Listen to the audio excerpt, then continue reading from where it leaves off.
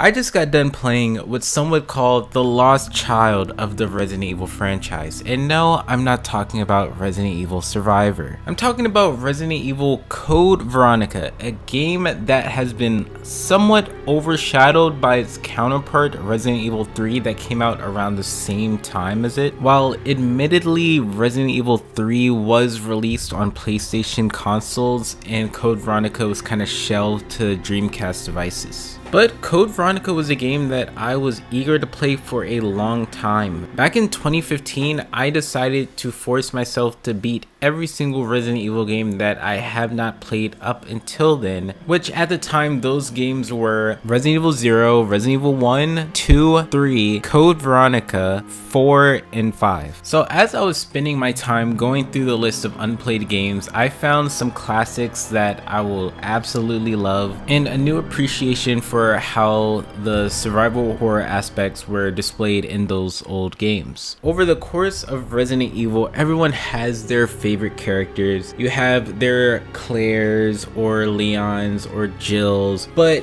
you know, I've always been a fan of Resident Evil 0, and that being said, you know, my favorite character is Rebecca Chambers. Now, I really don't know why she's my favorite, but it's just something about the where did that come from? So as I was spending my time going through the games that I could play, being 0, 1 Remaster, 4, and 5, Capcom did full remakes of Resident Evil 2 and Resident Evil 3, which meant that I didn't have to go digging up my dad's old Dreamcast to try to figure out how to play these games organically, which also meant that I put Code Veronica in the back burner as I was playing and getting caught up with the numbered games in the series. But as you play these remakes and remasters, you kind of get the feel that you're kind of missing something. You're missing the feel of what the original games were. Of course, you want to play it in the new format of how it's shown, but there's something about the original unique style of how the games were represented back then with 0 and 1 that you kind of just miss out with the third behind the camera perspectives. So I decided to dust off my Dreamcast, which for some reason looks like a PC, and decided to try out Code Veronica for the very first time. Code Veronica takes place 3 months after Resident Evil 2 and 3, when Claire's in an umbrella facility in Paris to try to find her brother Chris. She eventually gets captured, and while she's unconscious, a new outbreak occurs in the facility and she gets let out, and her along with a very Canadian Steve try to escape the facility together. That's pretty much how the story of the game starts. I'm not really gonna go into spoiler territory in case you would like to try this game for yourself, but I really did enjoy this game. I felt like the puzzles weren't too complicated compared to the original Resident Evil, and you really get a nice supply of ammo, but for me playing past games, I was really nervous to end up using them. The only times I really had issues with ammo was around the final boss of Disc 1 that took me a day or so to really end up beating, but the only reason that I was having trouble is because I kind of forgot that I left a supply of ammo in a metal detector, which is, you can say, good for me because I ended up finding it and I didn't waste it through my original playthrough in the first place. But I thought Claire was a really solid character. I wish we got more on her in regards to learning more about her, because I feel like we don't really learn much besides she's looking for Chris. And Steve is a interesting character. I'll kind of leave me talking about him for a later part in the video. I thought that the environment was really nice. I don't think I've seen anything like this sort of environment in past Resident Evil games that I've played. And later on in the game, you do get a chance to play as Chris too, as you're exploring the same environment and doing things that Claire couldn't have been able to do during her playthrough, which was interesting. I was a little nervous about it in the beginning, whether I would just be doing a lot of backtracking, which I will say the game itself, you do a lot of backtracking, but regardless of that, the map was interesting. I liked it. Exploring it was great. There weren't any areas that I felt were dull. I feel like everything had a purpose and I really did enjoy it. Now, for the things that I didn't quite like about this game. I feel like the biggest thing that absolutely threw me off completely were the directional controls. Now, I don't know, I really want to say this was not in any of the older Resident Evil games, because I never had an issue that was so jarring to me that I was like praying that I could switch it, or maybe there was a mod that I could look up if I wasn't lazy enough to try to find it. The fact that the control scheme in this game was so jarring to where whenever the camera changes, I have to move the stick. I'm gonna show a clip that kind of explains the thought process as I first started the game. So I'm moving the direction she's going, not like the camera angle, because if I'm going down, normally I would like go down on here, but she goes like that.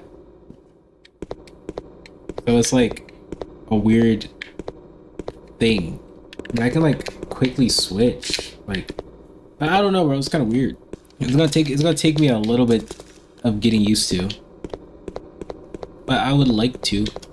As soon as I saw how the controls were, I was like, ah man, am I gonna be able to beat this game? Because it kind of felt a little unplayable for me. But as the game was continuing, I got a little more used to the controls and it stopped bothering me, especially towards the end. There was still some issues here and there, but overall it was pretty smooth for me in terms of moving around. Obviously, you know, you play a game for 10 plus hours, you're gonna get used to the control scheme. Another thing that was a little jarring was Steve as a character.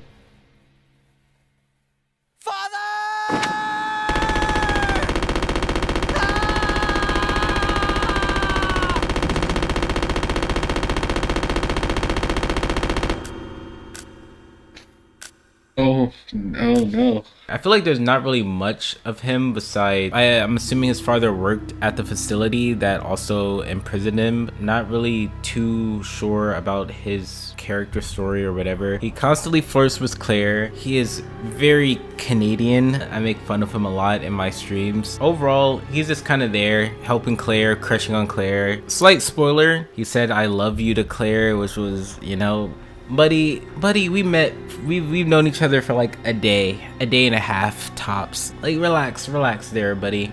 I feel like if you're used to the older Resident Evil games, the enemies won't really change. It's the same zombies, reptiles, spiders, with some thrown in big bullet sponge enemies. So if you're used to the enemies that were in Resident Evil 0 or Resident Evil 1 or Resident Evil 2, it's kind of gonna have that same feel. One thing I will say is that this game really doesn't tell you much. Especially in this game, reading really helps a lot. Either reading or you have to pay attention to a lot of small stuff in the game to figure out what to do. Even towards the end, there's something you have to do to activate something that starts the ending of the game. And you kind of just have to do a little reading to try to figure out what that thing is, and if not, you're just gonna be trying to search up a YouTube video to try to figure out what the passphrase is. This game, literally, I've spent a lot of the game running around, backtracking, not truly knowing where to go, or at times having to open my third eye and look up a YouTube video, or have someone in my chat kind of tell me or point me in the right direction to where to go. But this was a really enjoyable game. I liked it a lot. I was locked in the entire time, but this game was definitely a fun ride. I really enjoyed it. If you played this game before, let me know your thoughts about it and how you would compare it to the other games in the Resident Evil franchise. I think it was pretty good. I feel like it stands along quite well with the other numbered games in the series. And I do understand this being a lot of people's favorite Resident Evil games, and I do hope that it gets more of a spotlight shined on it, and maybe a remake. I don't know how currently in the current times this game would get a remake, but if it does, it would be really nice to see. But that's pretty much it with this video. I really enjoyed this game. I've been streaming a lot on YouTube and Twitch, playing a lot of these retro games, and I recently decided that I should probably start semi-reviewing the games that I've been playing, because I know that these are very popular games during its time, and I do know that a lot of these games do have its core fan bases, and I do want to shine light on the games that I have been playing. So if you would want me to try out an older game, be sure to let me know either on my Discord or in the comment sections, or even even come by stream and just tell me what your favorite game is, and I'll try to put a mental note in my head. Another game that I kind of want to try out would be Resident Evil 3 Nemesis. I played the Resident Evil 3 remake, but I wasn't quite sure if I got the full experience because I think I heard somewhere that the original Resident Evil 3 had choices, but at the same time I don't know how different 3 is from the remake, so I don't even know if it's worth replaying. The next game that I'm playing is Vampire the Masquerade